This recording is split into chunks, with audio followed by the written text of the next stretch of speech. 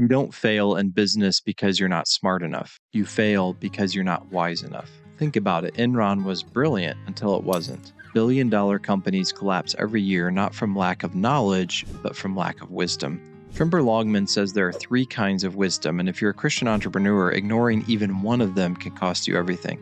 When you get them right, you don't just build a profitable business, you can build a lasting, God-honoring legacy. Today, I want to break down for you those 3 types of wisdom, showing you what they look like in real-world business situations, and help you apply them to your own leadership. So stick with me. This could change the way you run your business, even starting tomorrow. And I'm Dr. Nathan Crockett, and here we explore the intersection of theology and entrepreneurship, where God's truth meets real-world challenges of business. I own nearly 50 different commercial and residential properties and 19 different businesses, some of which I started and others of which I bought.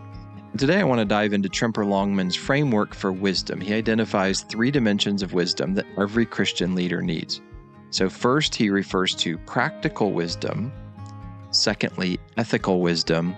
And third, theological wisdom. So whether you're building a business, pastoring a church, leading a team, investing resources, understanding all 3 of these will help you lead with clarity, integrity, and faith. Probably all know people who are brilliant on paper, but when it comes to real life decision making, they're not that great. Or we've seen leaders who grow their companies fast, but they burn out their teams. Or maybe entrepreneurs who are really street smart, but they cut ethical corners.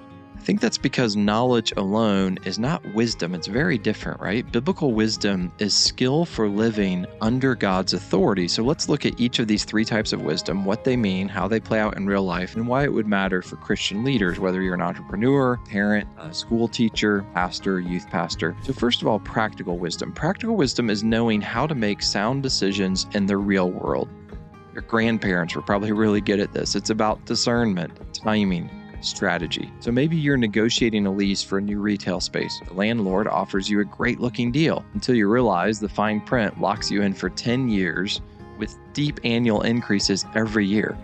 So practical wisdom would say, slow down, review the details, seek counsel. Sometimes if something seems too good to be true, it probably is too good to be true. Or maybe you're hiring. Candidate A has the best resume. The second candidate has humility, adaptability, values that really fit your culture. Practical wisdom chooses the long-term fit over the flashy credentials. If you're a Christian business owner, you're a Christian leader, practical wisdom is going to keep you from impulsive moves. Proverbs 21:5 says, plans of the diligent lead surely to abundance. Everyone who is hasty comes only to poverty. In other words, don't just chase opportunities. Slow down, plan carefully, build sustainably.